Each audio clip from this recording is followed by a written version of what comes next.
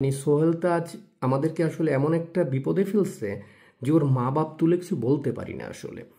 কারণ ওর বাবা মা এই বাংলাদেশের জন্য যা করেছে তার নমস্য, কিন্তু এই কুলাঙ্গার এই যে সোহেল তাজ, ওর প্রবলেমটা কোথায়? ও ভাবছিল বঙ্গবন্ধুর কন্যা প্রধানমন্ত্রী হলে তাজউদ্দিনের পুত্র কেন পারবে না।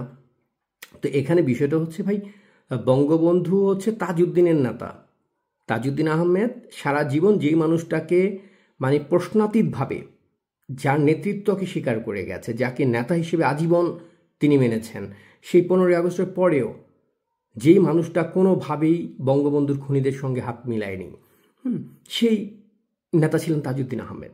তো তাজউদ্দিন আহমেদের নেতার সন্তান যখন আছে, তখন তাজউদ্দিনের সন্তান প্রধানমন্ত্রী হওয়ার জায়গায় বা আওয়ামী লীগের সভাপতি হবার জায়গায় যে যাবেন না, এটা খুব স্বাভাবিক।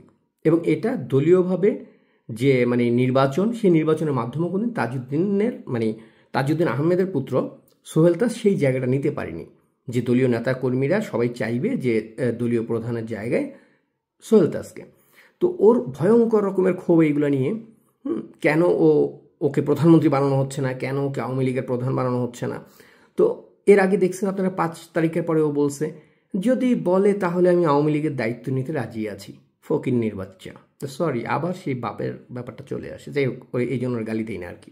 গালি দিলে কোনো না কোনোভাবে আমাদের সেই তাজউদ্দিন আহমেদের উপরে চলে যায়। তো এই কুলাঙ্গার তাজউদ্দিন আহমেদকে বেইচা প্রধানমন্ত্রী হইতে পারে নাই, কিন্তু ওর একটা ধারণা ছিল যে জামাত তো যুদ্ধাপরাধী হিসেবে চিহ্নিত একটা দল। তো জামাতের হাতে যদি দেশ তুলে দেয়া যায়, জামাত নিজেকে যুদ্ধাপরাধীর তকমা থেকে বাঁচাবার জন্য মুক্তিযুদ্ধের পক্ষের কাউকে একজনকে হয়তো প্রধানমন্ত্রী বানাবে, যাতে জামাত যে পাকিস্তানপন্থী স্বাধীনতা বিরোধী এই ট্যাগটা যাতে জামাতের গায়ে থেকে মুছে যায়। মূলত সোহেল তাজ হচ্ছে এই আশা নিয়ে, ভরসা নিয়ে জামাতের সঙ্গে তাল মিলিয়ে, এবং জামায়াতের আমিরের প্রশংসাও দেখেছেন আপনারা তার কাছে। তো এই কুলাঙ্গারের সরি, সেই আবার বাপ চলে আসে, কিছু করার নেই। তো যেটা হয়েছে, এই কুলাঙ্গার জামায়াত শেষ পর্যন্ত আশা করেছিল জামায়াত নিজেদেরকে মুক্তিযুদ্ধের পক্ষের প্রমাণ করতে গিয়ে, কিংবা স্বাধীনতা বিরোধী না এটা প্রমাণ করতে গিয়ে ওরে প্রধানমন্ত্রী বানাবে।